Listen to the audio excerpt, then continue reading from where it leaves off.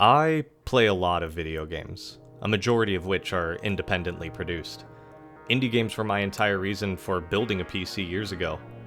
I find I get a lot of interesting stories and gameplay ideas when I go off the beaten path in search of more experimental titles.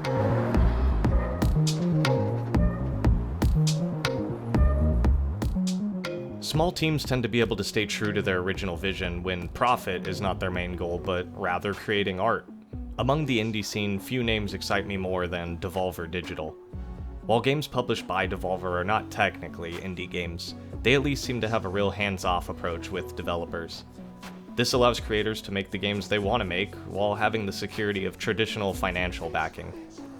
I love Devolver, and two of their recent releases, Sludge Life and Loop Hero, have been standouts in particular. I've sunk dozens of hours into these games cumulatively and enjoyed them both immensely. While these games couldn't be more different from a gameplay and narrative perspective, I started my time with both of them in the exact same way.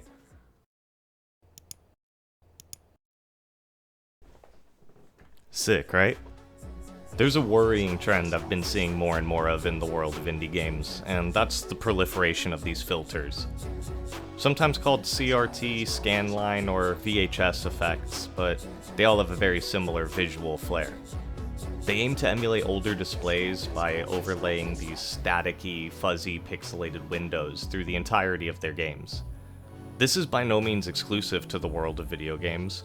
Shows and movies often take advantage of older equipment or compressed resolutions to give a dated look. I believe the vast majority of screen filters or use of outdated cameras to be unnecessary, and in fact often take away from the end product. I have an enormous amount of reverence for artistic freedom, as well as creativity within self-imposed limitations. Low poly or pixel graphics and other retro aesthetics are a huge reason for my love of indie games. Though this isn't because of any nostalgia I feel towards my early days sitting in front of my original PlayStation. It's certainly not because I miss 4:3 aspect ratios or standard definition. So, what is it I find so terrible about dated resolutions and simulated CRT or VHS effects? Well, I bet you didn't see this coming, but like most things in my life, this too has a parallel in the skateboarding world. In skateboarding's short history, no camera is more iconic and well-loved than Sony's VX1000.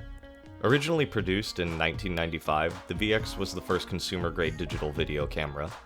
The camera used mini DV tapes and a firewire, allowing for easy editing and high-quality footage when compared to the beta tapes of the past. Initially marketed to news crews for filming on location, it was cheap and durable so operators didn't have to worry about lugging around expensive equipment. The same traits are perhaps what first drew skateboarders to the camera as well. The handle made it easy to steady while following on a skateboard, and the Mark I lens allowed for close action shots while keeping everything in frame. Some of the first VX clips appeared in the Girl Skateboards video Mouse, and by 1999 basically every skateboard videographer owned a VX1000. There's quite a bit more to this camera, and Jenkem Mag did an incredible job summing it all up in the video they made on the subject, which I'll link below. While I do disagree with parts of the video, the history is solid. The short of it is that before the VX, skateboarders used whatever cameras and equipment they could get their hands on. The VX homogenized filming and editing practices amongst professionals. While many modern videos are filmed in HD, an overwhelming amount of footage is still produced on the now almost 30-year-old VX. With all the mythology surrounding the thing, it's no wonder why so many new filmmakers who grew up skateboarding in the early 2000s chose to continue filming with it. You can still find VXs floating around on eBay for comparatively cheap, and the culture definitely has an overall positive view on the footage it produces. I have some divisive opinions on things, like we all do, but as a skateboarder, I never feel more on the defensive than when I say, the VX1000 needs to die. This is a heavily subjective take, but VX footage looks terrible in comparison to modern high-definition footage. The 720p mixed with the 4:3 resolution is incredibly hard to appreciate in a post-4K world. Proponents argue that the VX is perfect for keeping skateboarders in frame and that 16:9 footage gives too much away. The video I mentioned previously by Jenkem claims HD cameras deaden the excitement and spontaneity that make skate videos worth watching. If you caught my last video, it's pretty clear I view skate videos as more of a medium than a genre, and feel that you can get much more emotion than just excitement from them. When new tools are introduced to any creative endeavor, there's going to be some growing pains, but that's hardly an excuse to forego progress. New technology needs to be embraced in order to push any art form. Furthermore, the word spontaneity rubs me the wrong way in this quote. Anyone who has ever tried to learn a trick on a skateboard, much less film one, knows there's nothing spontaneous about the hobby. Finding a spot, setting up and workshopping tricks, the bails, the slams, hours and hours of work and effort. Sure, the end product can have an air of spontaneity, but nothing is truly effortless. This mirrors my main hang-up with the VX1000. Filming on an obsolete camera in order to emulate a specific style has a manufactured feel to it. For many, there's a false legitimacy to using a VX. It's not as much an artistic choice as it is something done to fit in. There's a visceral knee-jerk reaction to seeing somebody using the camera, and people seek that validation. It's hard for me to even accept the use of the VX as nostalgia when everyone who started skating after the year 2000 has never existed in a world where footage with it is not still being produced. It feels less like an appreciation for a style of film and more like a fetishization. Some years ago, back when I was working at a skate shop, a coworker of mine posted a video he had recorded with an app that simulated the style of retro home movies. Days later, dozens of videos were popping up in his feed using the same app, spurring him to delete it. He was immediately burned out because of how many in his friend group were using the app. The facade of being unique fades quickly when everyone is doing the same thing in order to be different.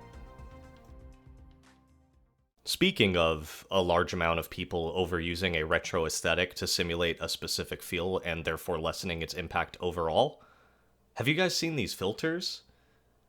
Sludge Life, one of the games I mentioned previously, puts you in the role of a vandal on the day of a massive workers' strike, where the entire goal of the game is to experience living in the world for a little while.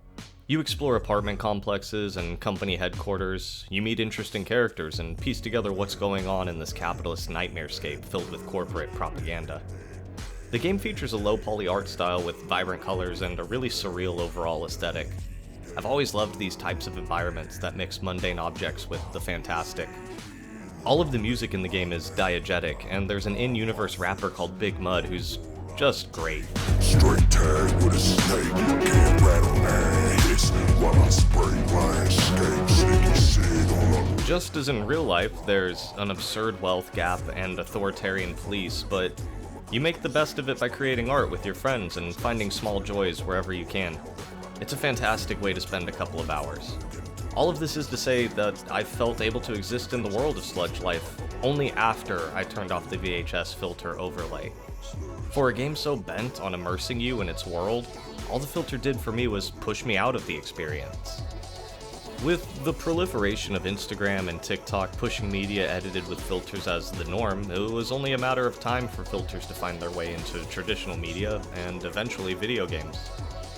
The use of filters, especially the ones aiming to emulate old technology, contradicts the reason for using modern technology. Who cares how advanced the software or camera you're using is if it's just going to be veiled by an effect anyway? I mentioned earlier how self-imposed limitations are often a great way to get creative.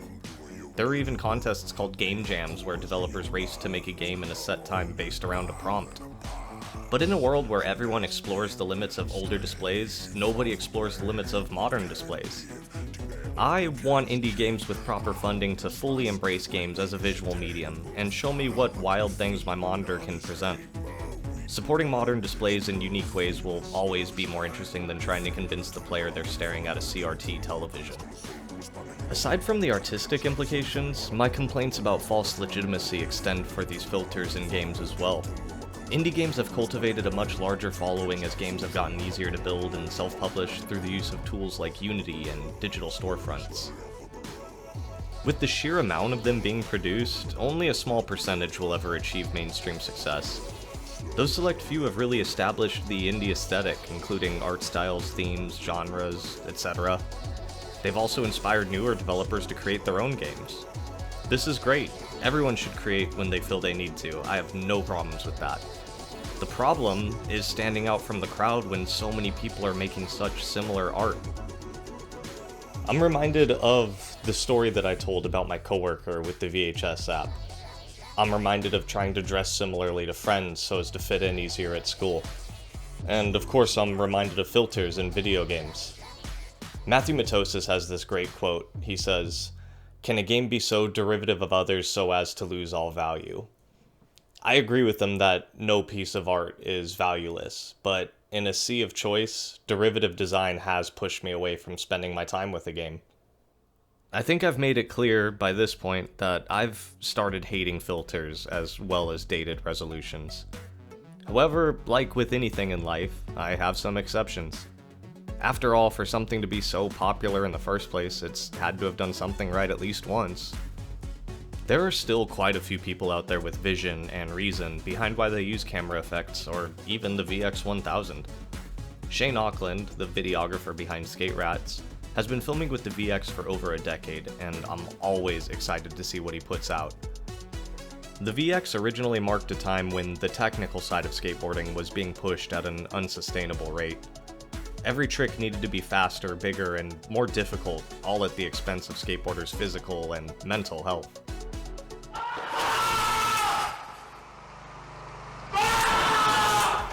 However, Auckland primarily films his friends in a much more casual environment.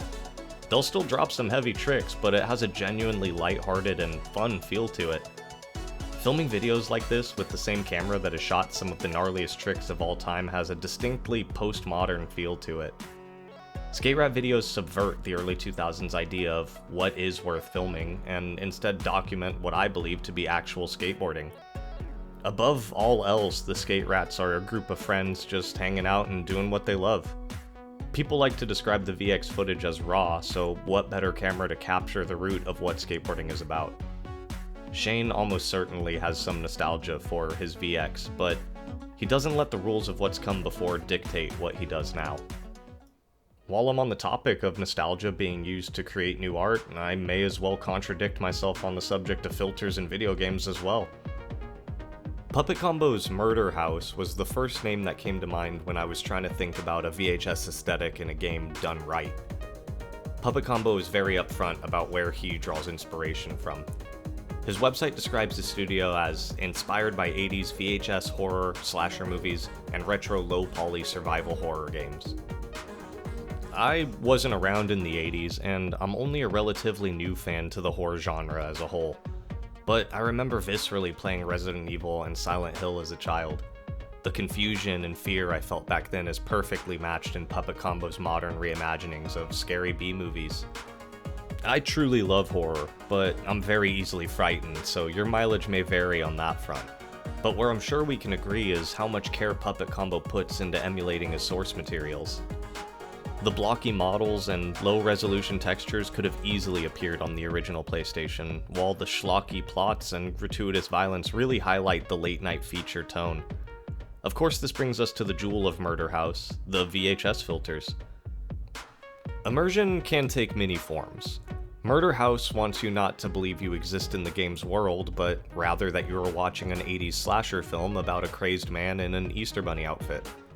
The filter options obviously add to this sense of immersion by simulating tape formats and various levels of wear, similar to what you would find at a rental shop.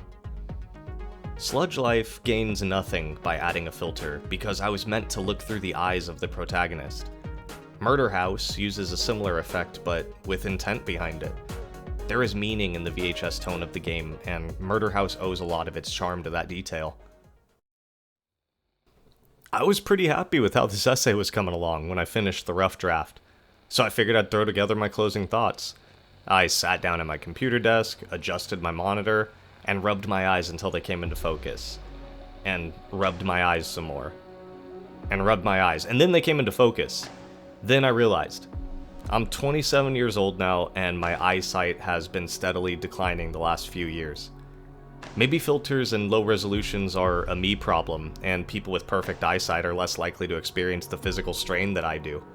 Maybe this essay is one of the first things I'll remember when reminiscing about when I started to feel old in the future. However, I can only speak of my own experience, and I feel most games I've played that cause me this discomfort do so needlessly. I still love both Sludge Life and Loop Hero, as well as many other indie games that I find small faults with. I don't mean to nitpick, I just want design choices to be done with intention and not for the sake of it. But, regardless of my complaints, filters, like my poor eyesight, are here to stay.